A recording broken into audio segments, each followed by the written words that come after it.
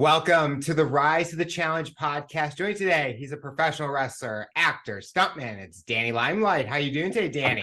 What's up, mi gente? Alex, what's going on? We here to Rise to the Challenge, baby. I'm here with the United Wrestling Network World Heavyweight Championship. It's beautiful California. How you doing on your end? We're doing so good. We are so excited to have you on the show to talk about your rise to the challenge. What we like to do with all our guests is go right to the beginning. Talk about where you're from and what did you like doing growing up? I'm Puerto Rican from Brooklyn, New York, born and raised. I'm always representing, even though I'm hardly ever home. Growing up as a kid, I was a big fan of professional wrestling. We could start there. That was always my childhood dream. I loved movies. My family, we didn't have a lot of money, but one thing that we did do was go to the movies a lot. We'd go watch movies every weekend. So I got to go see some of my favorite, action stars, favorite actors in the cinema. I liked watching movies. And I liked watching, at the time, I watched a lot of basketball and baseball. Nowadays, I don't really have time to do sit down and watch sports. But if I sit down and watch TV and watch sports, I'm watching wrestling. So as a kid, I watched a lot of sports. Now, not so much. What was that movie that kind of you and your family enjoyed watching together? I can't pick a movie off the top of my head, like one movie, but one movie that really stood to me, like when I was a kid, was The Matrix. It was the first rated R movie I ever saw in theaters. My aunt actually took me. And the coolest thing was Keanu Reeves was my favorite actor, still is one of my favorite actors. But it's because we have the same birthday. So it was so cool to see him as Neo in The Matrix and cool fight scenes and stuff like that. It blew me away. I think that was the movie that really made me want to be an actor. That was a movie that I need to do this at some point in my life. It's one of my goals. And then the next movie that I remember seeing that completely this is acting was Training Day. It's my favorite movie ever with Denzel Washington. He won the Oscar for his role as Alonzo in that film. So that was another one. As a family, it has to be the X-Men movie when it first came out. I think me, my mom, and my dad and my siblings, we probably saw it in theaters like 3 or 4 times. I was such a huge Marvel fan. But I remember going, it came out, I think it was 2000, right? It was 2000 or something like that. So long ago. Yeah, forever, and just I just remember Wolverine, when he first pulls his claw out and puts it to the guy's neck as he's leaning against the freaking thing at the bar fight or whatever. And I was just oh, this is so sick. That's Wolverine. It's so sick. Just when you mentioned X-Men, it's I remember watching that when it came out. And it's it was great. If there was many more that came after, I probably don't remember because there's too many of those movies. But my favorite character, I'm going to be so bad at naming the character, but I can describe it. It's the guy that could shoot fire out of his eyes. He couldn't see. Oh, Cyclops. I was going to say Cyclone or something. Yeah. But that was my favorite character because I saw him I need to get glasses like that. That I'm just sick like that, right? Yeah. Sick glasses. He had some real sick glasses in that movie. That first X-Men movie is just brilliant. It's such a classic. Wolverine walking through the metal detector, he breaks it and he pulls out his claws and sticks the middle finger up with the claws. It was just... You talked about wrestling was a huge part of your childhood. What was the wrestlers that you grew up watching that were your favorite? The Rock, he was my favorite. Just something about how charismatic he was on the microphone, how funny he was, the way that he had all the coolest catchphrases and always had something slick to say. So definitely The Rock. Eddie Guerrero was a very big inspiration to me as a wrestler, even now as a wrestler more so. Having been in the ring with his family and stuff like that, that's pretty cool. Rey Mysterio. I like D-Generation X. I used to tell my teachers and suck it. And, the little degenerate kid growing up. So those were the kind of the Shawn Michaels. I grew up in that era. Chris Jericho, where the 90s was the cool part of wrestling. It was the Attitude Era and all the cool stuff was happening. So definitely those wrestlers. But the first vivid memory that I have of wrestling was 1997 Bad Blood. I was watching the pay-per-view with my dad, and it's Undertaker versus Shawn Michaels. And then Kane comes out and makes the first time you see Kane and he's Undertaker's brother all of a sudden. And who is this guy? And he breaks the cage door and he goes in and just whoops on Taker and stuff like that. And I just remember being so emotionally invested into the story. that I was like, this is awesome. It reminded me of movies, but with like contact sports. Like, go watch a theater play, but they're really beating up each other. I was just so invested, and I was like, I need to do this. Like, this is so cool. But I was a small little kid from Brooklyn. You know, I had no idea how to even start wrestling.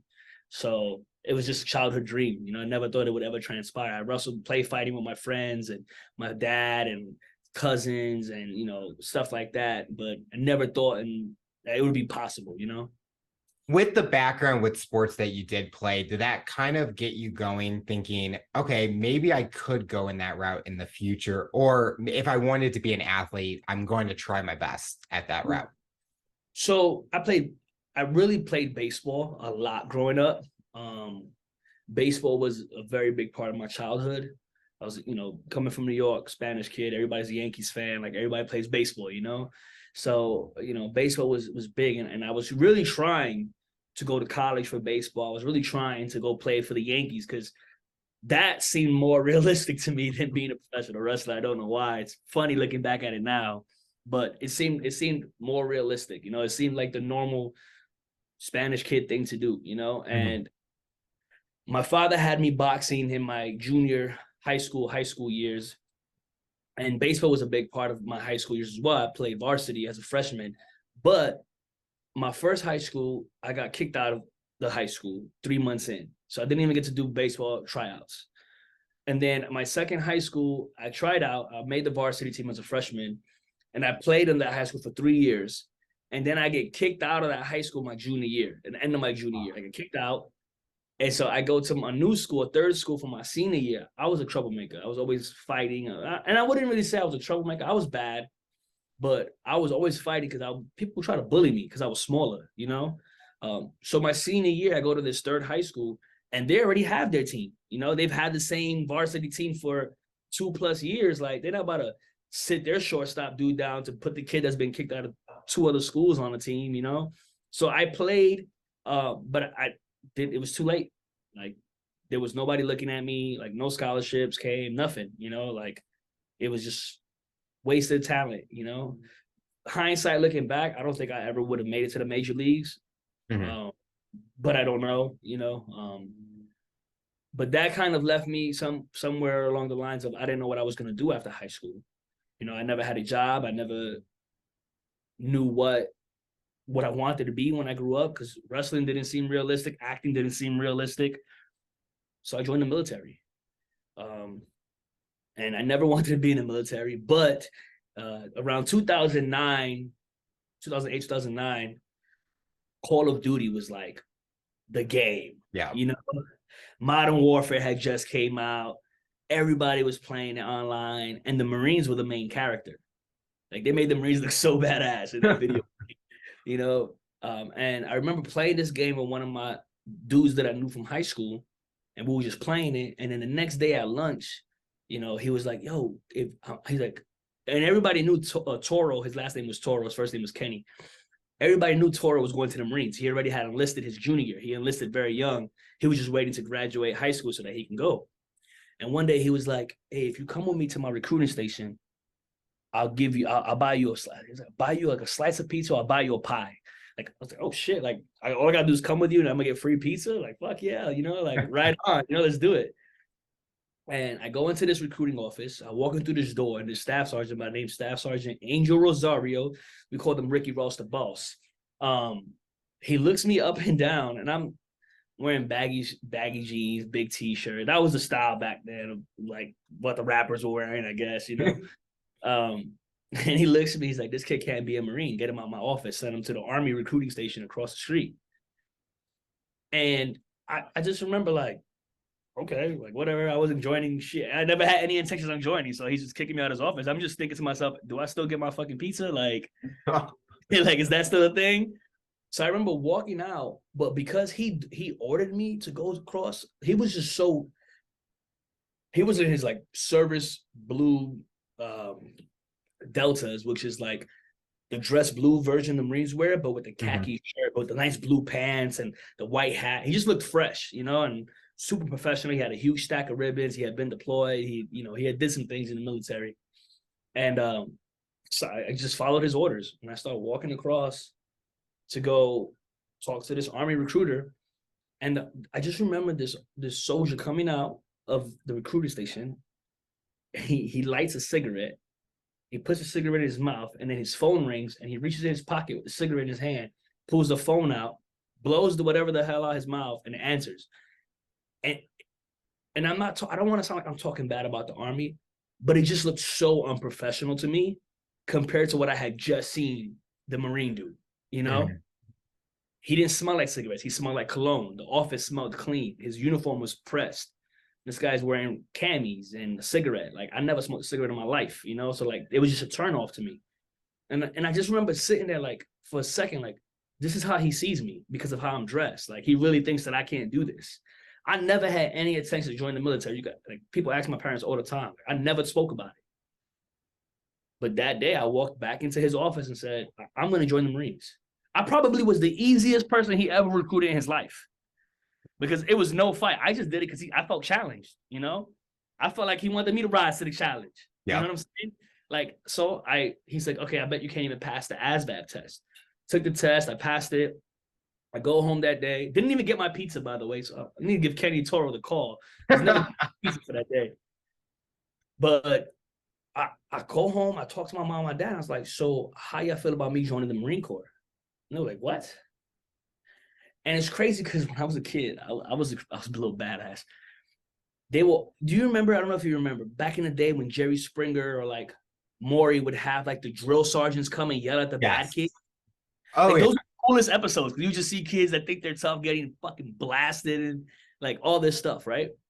And I just remember my parents always threatening me. We're going to send you over there. We're going to send you there if you keep acting up, you know? They always made these empty promises about how they were going to send me to Maury to have drill sergeants spit all over my face.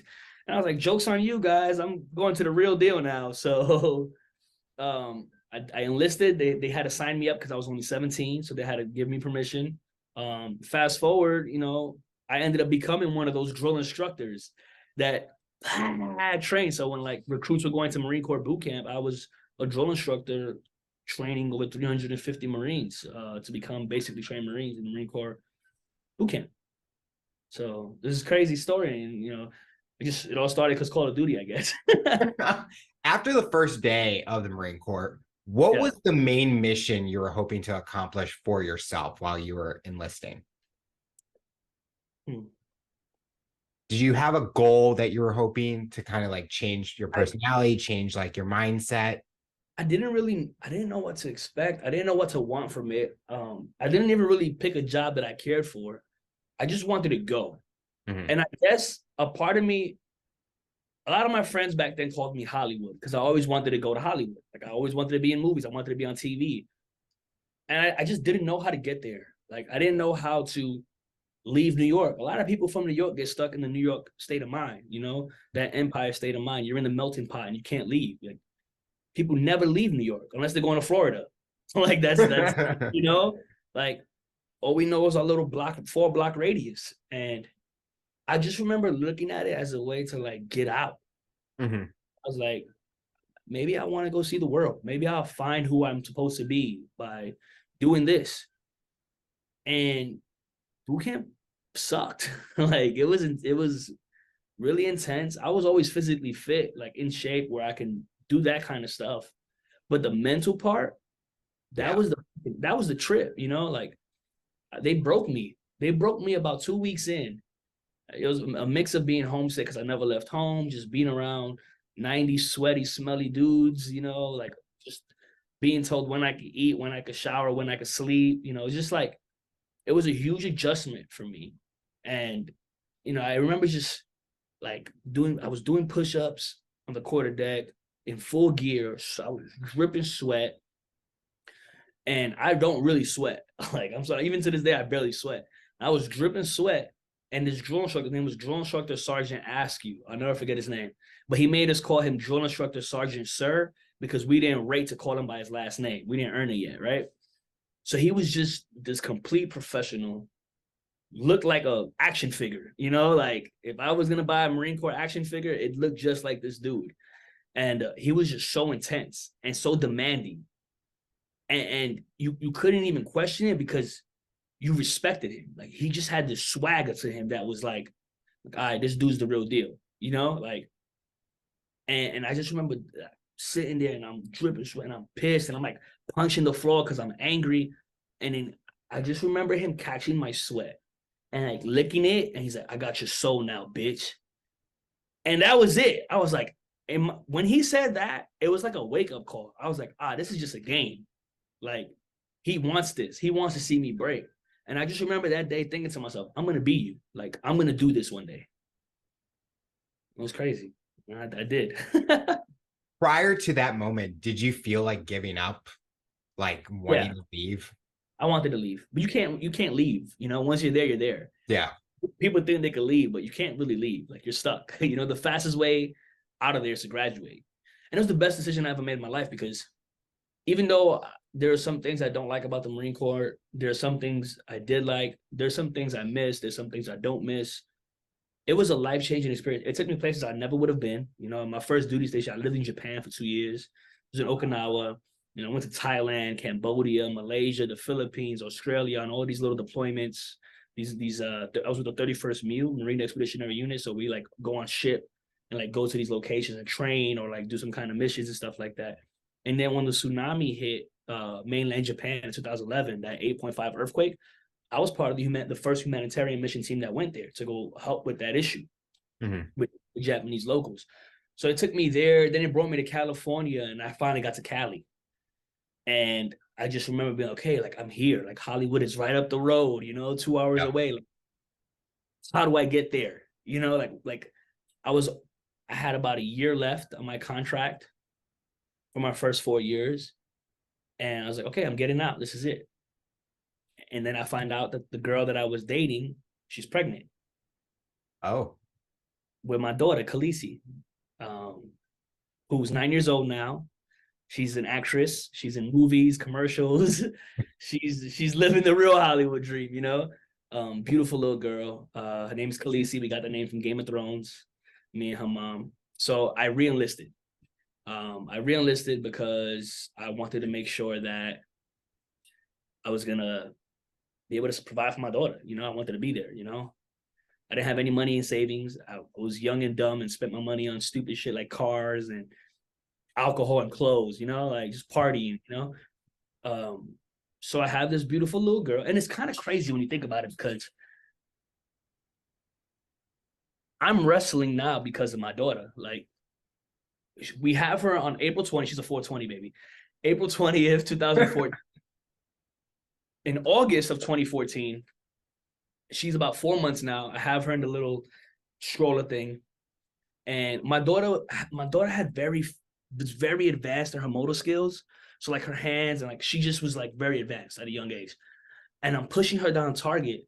And I just remember her smacking some movies down because I was in the movie section. I used to have this thing where I wanted to collect all of Denzel Washington's movies. He's my favorite actor. So like I would always buy his new Blu-rays or whatever.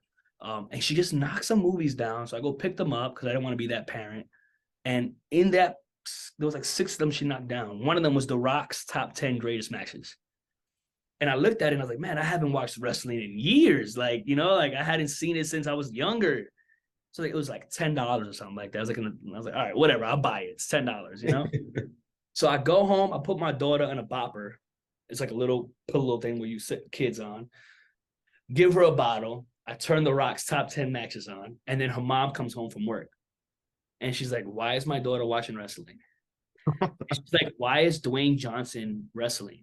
She had no idea that Dwayne Johnson was a wrestler before he was Dwayne Johnson. Because she never watched wrestling. I was like, what did you just say? Like, why is Dwayne Johnson? Dwayne Johnson's The Rock. Why is The Rock acting? Like, that was like my response to her. Like, we want him back in the ring, you know? And she had never seen it. So I look online, like, you know, it might be a cool date to go see wrestling one day, you know? It just so happened that the next week they were coming to San Diego. It's like perfect timing. So I was like, oh, I'll get a babysitter. Let's go watch wrestling, you know? She'd never been. We went to a live show. It was at the Valley View Casino in San Diego. Had a great ass time. And as I was leaving, I ran into one of my friends who was in the military that was training to be a professional wrestler. And he's like, yeah, man, I'm training to be a professional wrestler. I had never known what independent wrestling was. I didn't know what the indies were. I didn't know what New Japan Pro Wrestling was. I didn't know Ring of Honor. All I knew was WWF, now WWE, and WCW. And I didn't really watch WCW because WWF had The Rock. So I was like, I'm going to see that, you know? And I'm like, what do you mean you train to be a wrestler? Like, how do you do that? You know, like I thought WWE was like the NBA. Like you had to wrestle in high school and get a scholarship to wrestle in college and then get signed from college, you know? I didn't know that there was like independent wrestling all over the world. And so he sends me the location. I start training to be a wrestler. My daughter's mom, you know, I always give her a shout out every time I tell this story because she paid for my first few classes of wrestling training because I was paying most of the bills. So she had the play money. So she paid for me to train to be a wrestler. I got paid $20 for my first job. And she was pissed. She's like, I'm paying it was like $140 a month or something like that. So I pay $140 a month and you wrestle and you only made $20. This is stupid. Blah, blah, blah, blah. And I'm like, she's like, there's no real money in this. I was like, how much did we pay to go see wrestling when we went? I think we had like $120 tickets each. I was like, so we paid $120 each for our ticket, and that venue was full. You don't think there's money to be made? And it's on TV every week. For years? I was like, this is where it starts. So that was in 2014. I had my first match like 2 months or 3 months after training or something like that, and then I stopped for a while because I went to go be a drill instructor.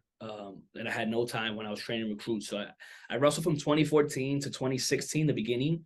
And then I stopped to go be a drill instructor. And so from 2016 to 2018, I didn't wrestle at all. I came back 2019 and I went full force. I got out of the military, went full force into wrestling. And in 2020, that's when I did my work with New Japan. That's when I did my work with AEW. And then that's when things kind of just took off for me. Which is crazy because that was during the pandemic. And a lot of people, I feel bad for a lot of people that, you know, businesses closed down, jobs were lost. But it opened up a window for me because a lot of people didn't want to travel.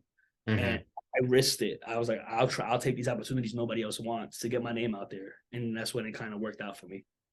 When you were training, what was your kind of style that you're going for? Like you have the powerhouse, you have the high flyers, you have the technicians. What was your style that you were training? I was a high flyer. You know, I wanted to do the stuff I seen Rey Mysterio doing, the stuff I seen Jeff Hardy doing, because I didn't see myself. I wasn't big, you know. I wasn't tall. I couldn't do the stuff that The Rock did, or I couldn't do the stuff that Undertaker did, or like, you know. And if I had knew more about wrestling at the time, like if I knew about all these other companies, then I would have been able to study more wrestlers and understand how to make it all make sense. So at first, I was just doing all these crazy cool flips, those kind of things in the ring. You know, I really wanted to be a high flyer and take risks and get the excitement from the crowd. And over time, it just progressed. The smarter I got to the business, the better I got, the more weight I put on, the bigger I got, you know. And now I wrestle, I'm a mix of everything because I can fly, I can do power moves now, I can grapple, you know, I can be the technician, you know. I basically took everything and put it into one style and grabbed the microphone and said, this is the icing on the cake right here, being able to talk shit. You got the opportunity to work with a lot of big promotions. One of them you just mentioned was AEW. And during that time was the pandemic time. What was the opportunity like for you to be part of something that was pretty brand new at the time, but a way to get your name out there to a larger fan base? Yeah.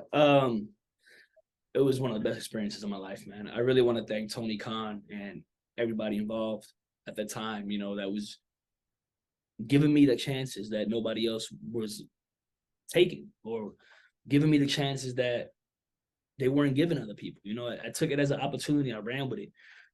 I remember the first time I went down there, you know, the first match I had, it was me and the Jersey Muscles, a tag team from New Jersey. I had my first time meeting them against the Jurassic Express. At the time was Jungle Boy, Luchasaurus, and Marco Stunt. That was my first match. And the next match was a tag match with Luchasaurus and Jungle Boy. And then I kind of showed them that I can go. You know, it was kind of like, all right, this kid, you know, he has something. The next match I had was with Brian Cage, and I really I don't thank Brian enough. I love him and his wife Melissa, their beautiful daughter. Their family is awesome. They're great people. But Brian Cage is probably one of the most selfless wrestlers in the world. The guy, for those who don't know Brian Cage, big Jack, looks like Incredible Hulk with a mohawk, badass dude. But he moves like he's 190 pounds, super athletic. And I have this match with him. At the time, he's the FTW champion. So he's a champion. He's a huge star. And here I am, some new kid, getting a crack. I don't know, my first one-on-one with the company. And I just remember there was a small live crowd because it happened before Dynamite started. And I just remember him really making me look like I belonged. He really gave me the opportunity to shine. And I just remember going to the back and, Tony Khan being very proud, very happy with the match. And then after that, it's like they just kept feeding me opportunities. Matt Sydal, Ray Phoenix. And before I knew it, I'm in the ring on Dynamite with Kenny Omega. And at the time, it was this huge, the Forbidden Door open for the first time. The Good Brothers came from Impact. It was Impact's tag champions, Carl Anderson and Doc Gallows, again, and Kenny Omega against me and the Varsity Blondes, who was Brian Pillman and Griff Garrison at the time on Dynamite. There was a huge story going on with the Young Bucks and Kenny. There was just a huge thing that happened in wrestling that hadn't been done before. And the first time it happens, I'm in the match. And I just remember working Kenny Omega for the first time, who's easily the best wrestler in the world. And it's like not close for so many reasons. And unless you've been in the ring with Kenny Omega, unless you've had a chance to speak to Kenny Omega, you don't really understand it. He's good, but you don't really understand it. It's like seeing LeBron James or Michael Jordan play basketball. Like, they're good, but until you play against them, then you're like, yep, they're great. You know what I'm saying? Like, does that make sense? Yeah. It's like watching Mayweather box in his prime or Tyson box in his prime and then saying, man, this guy's good. But then you actually see him knock somebody out and you're like, oh shit, this guy's great. Like, that's how I felt with Kenny Omega. And I know a lot of people like Kenny Omega is this and this and that. Like, people have their own mixed opinion on how they feel wrestling should be, but the man's a genius in the business. And on a night where President Trump at the time was getting impeached, right? I was trending on Twitter, and because of this match with Kenny Omega, and I'm like, oh shit, like I'm trending over Donald Trump. Like, what's going on right now? Like, that was the moment for me. I got AEW signed me, but for a short-term contract at the time. I got to have all these great matches. I wrestled John Moxley. Got to get in the ring with Eddie Kingston for the first time. I wrestled Konosuke Takeshita on his first match ever in AEW. Wrestled Kenny Omega again. It was just so much fun. And I'm forever grateful for the opportunities that I had at AEW. Hopefully one day I could come back. But all of that happened because, there were wrestlers before me that gave me chances, that saw something in me. The business, I feel like when you do good business and you really work hard, it pays you back. At some point, you get your chance. And when you get that chance in the limelight, you either fail or you don't, When that contract ended, did you feel that you were ready for that next chapter, that next promotion? Or honestly, like, I was a little immature at the time, and I'm fully responsible for why I'm not with AEW no more. I felt like I just wasn't conducting myself to the highest standard possible. We were in the middle of a pandemic, and I was trying to go party, and I was at the club, and I was just doing things that I wasn't getting in trouble, like I wasn't showing up late. I wasn't like drunk at work, nothing like that. Like I didn't get in trouble with the law. It was just not professional, the exact words was, when your maturity outside of the ring matches your maturity in the ring, we could talk again. So, who knows if I would have just conducted myself the right way, where I'd be right now. But I think everything happens for a reason. So after AEW and I split, it was no bad feelings. Like, I don't have any hard feelings. I'm super thankful for the time, and I understood where they were coming from, like, it makes sense to me why. But that just gave me the opportunity to go to try other companies. I went to MLW, and they were the first company that really handed me a live microphone and was like, we trust you with this.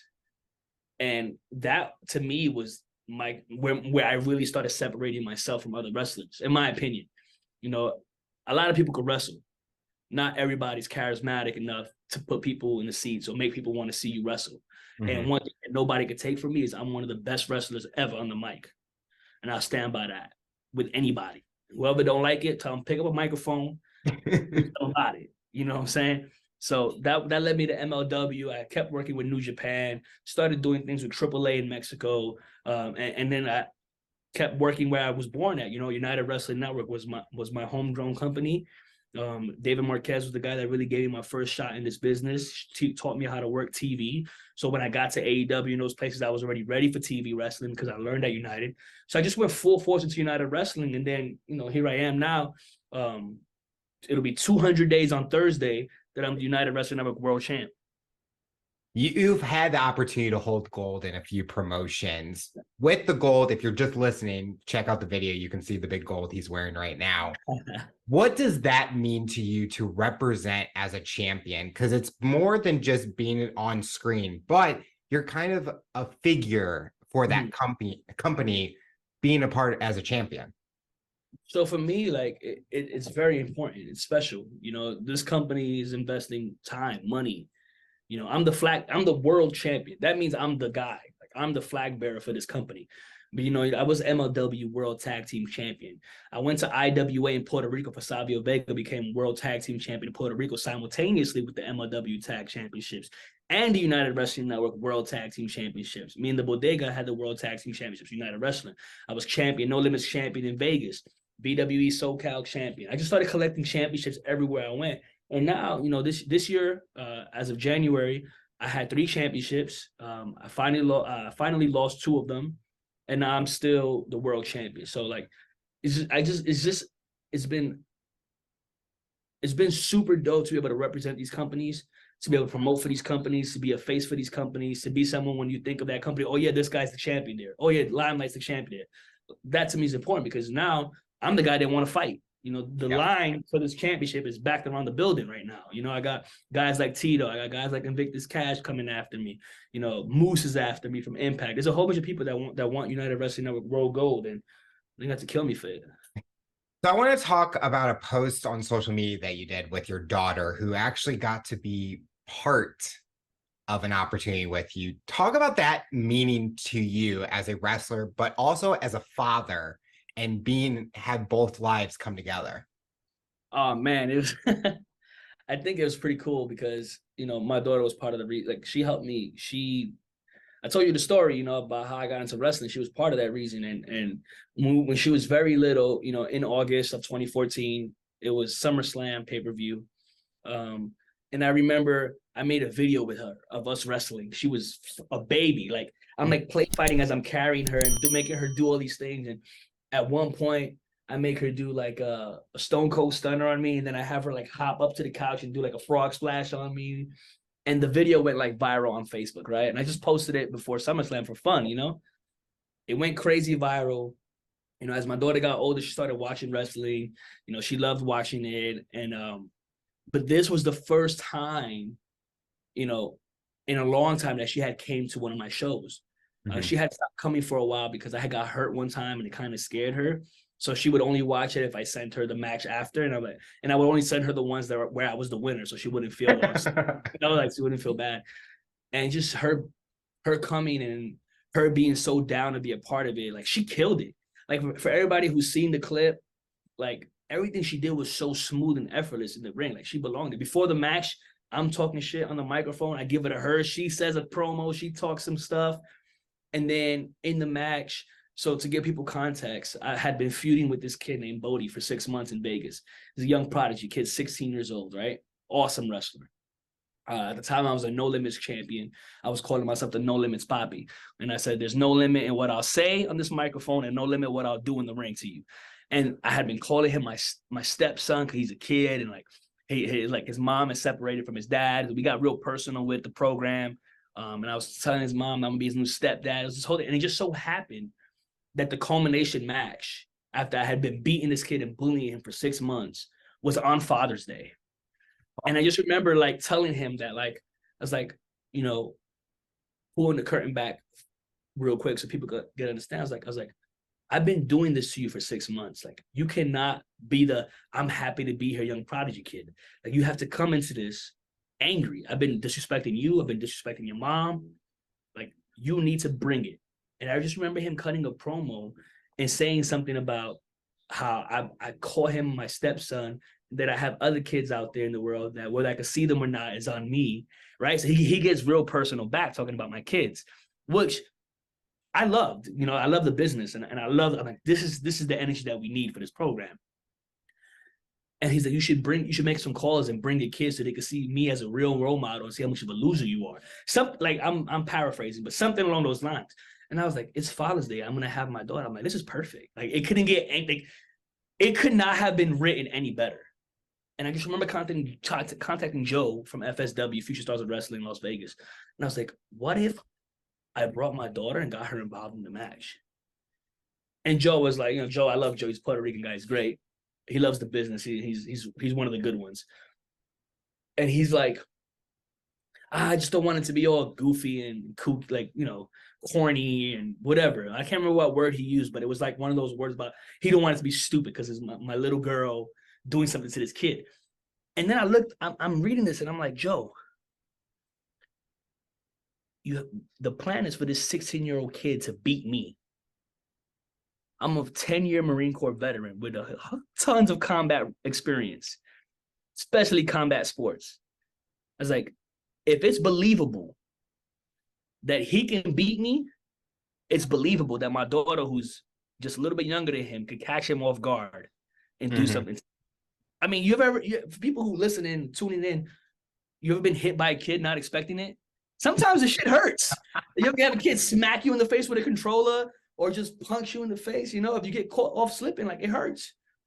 So the way we set it up, and this is not like tooting my own horn, but I'm like, I need to make it make sense. Like, this needs to be good because people are either going to love it or it's going to be real stupid, you know? So in the match, I've been throughout, it escalated. So it started with her talking smack. And then, like, at one point, I like put his head on the ropes and I grabbed the ref and she like choked him on the rope from the outside. And then another point, like, I put him down and I grabbed the ref again and she smacks him. Like, she was doing little by little things, like, to this kid. And like, the crowd is she's a little girl getting heat. Crowd is booing the crap out of her. Like, it's amazing. And throughout the match, I'm talking smack to Bodie's mom, who's sitting ringside. And then I set it up. I'm like, this is what's going to happen. I'm going to come for this kick that I always do in the corner, and I'll pretend I hurt myself. Like, I'll pretend I pull my hamstring.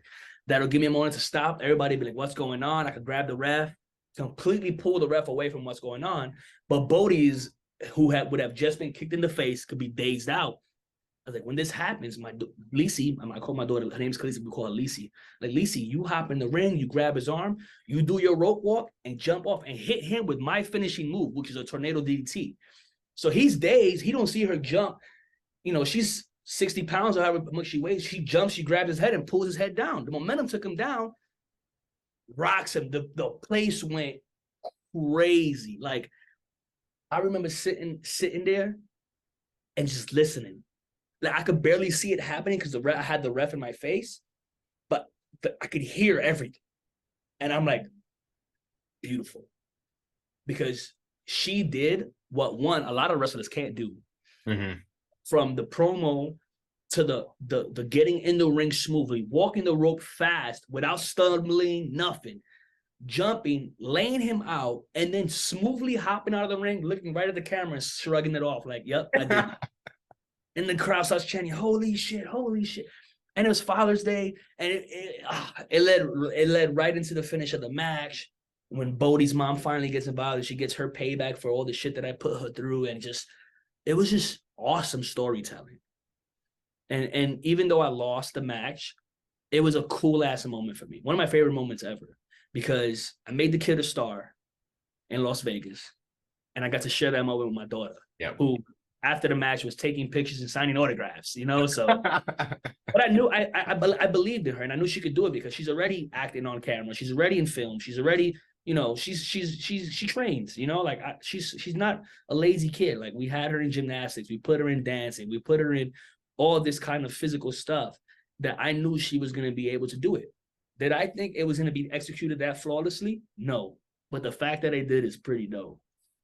Just seeing the video and people not knowing the context behind how you guys got involved, it's just amazing. And when I saw him, like, she's doing it better than some of the people that are already doing it for years. Yep. And it's just now hearing the story and how special it is for you, it makes it even so heartwarming to hear, because especially being on Father's Day, having that bond with your daughter, but you enjoyed it and she got to have that fun for that amount of time and just be a fun kid, basically. Well, I mean, I remember being a kid and wishing I could be in the ring, you know? It was a sold out show. That whole crowd, it erupted for her. Like, that place went crazy for her. And she stood in character the whole time, when most kids probably would have geeked out and been a kid. She was professional. She understood the assignment, and she did that.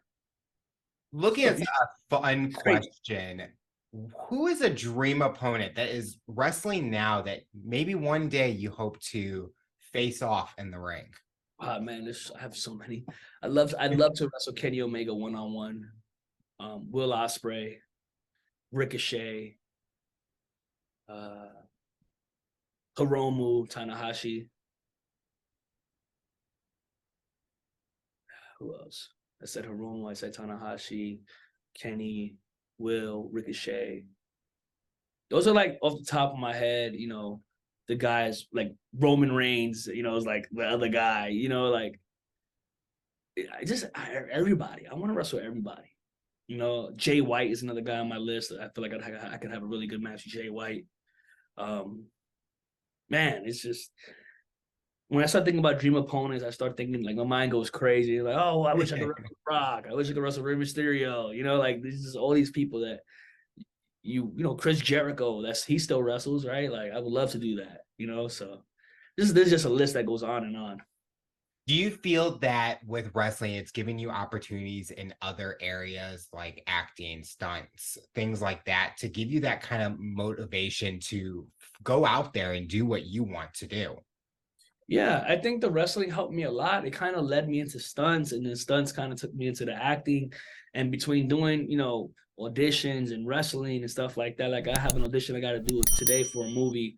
You know, and just being able to work with some people already in Hollywood, being on a Netflix show with Michelle Yeoh, working on NCIS, you know, doing some cool films and commercials. Like, I've had a blast. You know, I'm an award-winning filmmaker. I wrote my own film, my short action film. We won 6 awards at the festivals. You know, I acted in it. I starred in it. I did my own stunts in it. I produced it. I did everything except direct it. That's the only thing I did. My friend Miko directed the film. And you know, I have so many more goals, so much more things that I want to do. And I think the wrestling gave me the confidence for that, and vice versa. Getting the training for acting and getting the training for stunt works makes me a better wrestler. You know, I could do things different with my body now.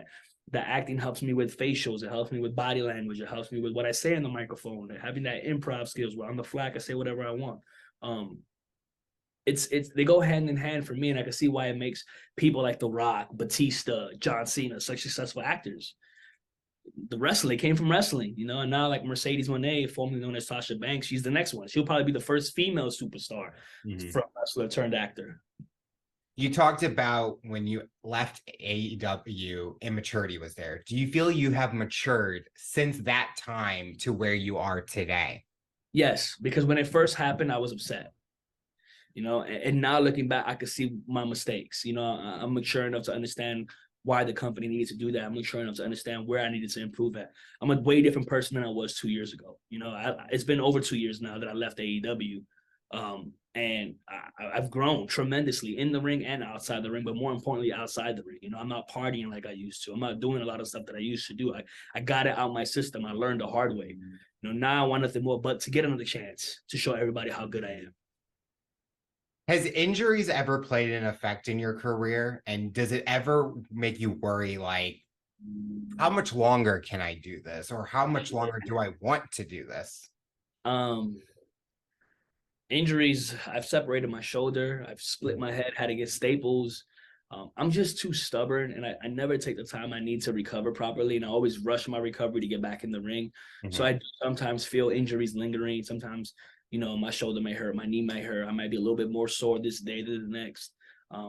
but fortunately, thank God, I've never had like an injury that's kept me out, or an injury that I'm like scared of is going to happen again. I wrestle a lot smarter now anyways, and I'm not taking the unnecessary risks that I used to take when I first started. I think that's helped me a lot, at least with longevity. But obviously, I can't do this forever. Not everybody's as good as Chris Jericho, who could do it when he's in his 50s, or even Sting still wrestling, like I think that this is my vehicle right now, and then eventually it'll take me to bigger, better things in Hollywood, and I have more things. I want to write my book. I have a lot of things that I want to do after the entertainment industry. But as of right now, I'm just enjoying this ride. For someone that's listening to this interview that wants to get into professional wrestling, what would you tell them so that they can know that this is the direction that they should go, or they are making the decision that's best for them? I would just say make sure it's something you really want. Make sure that you're not doing it for the get rich quick scheme, because it's not going to happen. Get proper training, go to a reputable school. I sound like a hypocrite saying be humble and be quiet, because when I first came in, I was a hothead. I was coming from the military. Like, I had this chip on my shoulder because all the stuff I did in real life. But it's a business, so you have to be able to give and take, more take than give when you first start. But if it's something that you really want, you have to understand it's going to be long hours on the road, a lot of time away from home. Your body's going to ache, and it's not for everybody. It's really not. If it was for everybody, it wouldn't be a thing. It's like any other sport, except it's more damaging on your body, in my opinion. I've played baseball, I've boxed, some are worse than others, but if this is something that you want, go after it. Understand that your friends and family aren't going to support right away sometimes. Maybe you're lucky and they do, but you're going to lose more money than you make at first, and as long as you grind and you work hard, like the great Macho Man Randy Savage said, the cream always rises to the top. Something that we like to do with all of our listeners is learn more about the guests. When you are out in public and people have seen you on TV, they've seen you on YouTube, do they feel that you are still that Danny Limelight out in public, or do they think that when they see you, they're like, this is not the guy we just saw on TV, he's totally different? This is a good question, because a lot of the women I date they think they're gonna get that version. They think they're gonna get what they see on Instagram or on TV or YouTube. But I'm very different, honestly. Like, I dress the same. Like, I carry myself a certain way. Everything I say on the microphone is real. I don't lie. I don't say something because it sounds cool. I only say what I live. I've always been a very confident person. I've always carried myself with confidence and swagger. But Danny Limelight is someone I made up. It's me, but it's not who I am every day. It's who I wish I could confidently be every day with all situations in life. I wish I could just do this little dance, call myself Poppy, and call it a day. But that's not how it works. But I just turned up the volume on my life to 1,000, and to portray myself in a larger than life way. But I still make sure I'm relatable to the fans, because nobody could. If you're relatable, if they could feel what you're saying, if they could understand your pain, you make more money that way. Like they give you the sympathy when you're a good guy, and they give you the hate when you're a bad guy, because they get it. And I think that some people see me a certain way because of the character I portray, but I feel like my close friends and the people that actually know me, and even the people that listen to podcasts like this, when I start really talking, oh, he's not that guy. He's cool as fuck, or he's a dick on TV, but depending when usually I'm a bad guy. So right now I've been portraying a good guy on TV, but usually I'm a bad guy and they hate me. But when they get to know me and shit, like, they're okay with it, Do you ever they buy Poppy a drink after the show?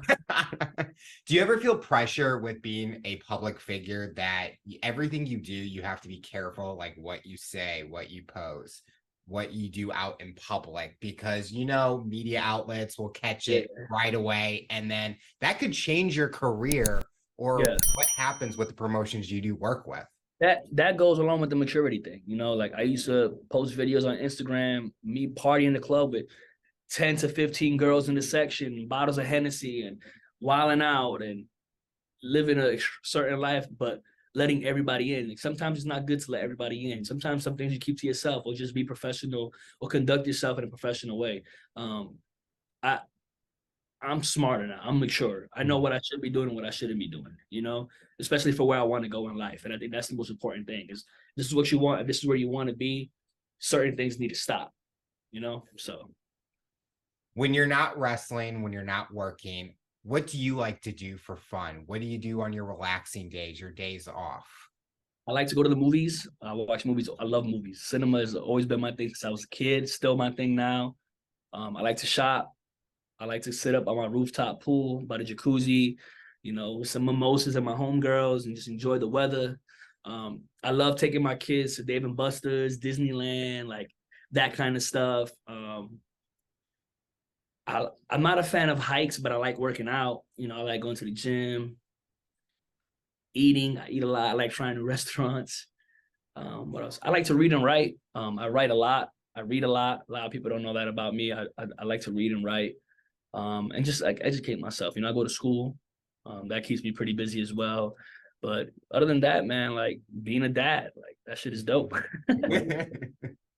The final question I'll ask you, for someone that's listening to this interview based on your journey and experience, what tips or advice would you give them to overcome obstacles, accomplish their goals, and rise to the challenge? Oh man, that's a good question.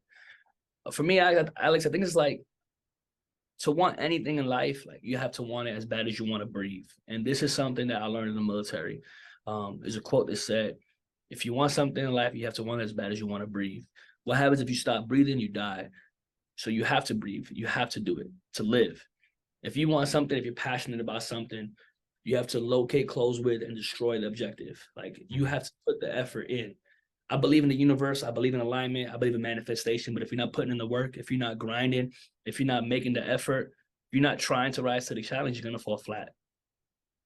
Well, Danny, I want to thank you so much for coming on the show and talking about your rise to the challenge. You're inspiring so many people, and we are excited to see what the future looks like for you. Thank you so much, Alex. It's great. We need to do this again sometime.